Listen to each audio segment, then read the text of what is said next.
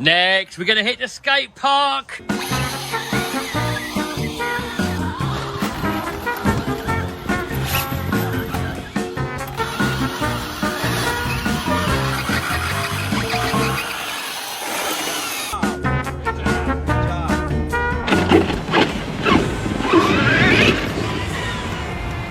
It's quite low steering.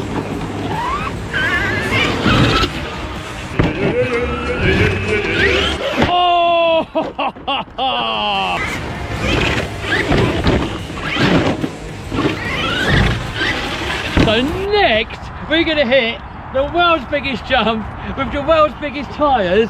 Let's see what happens.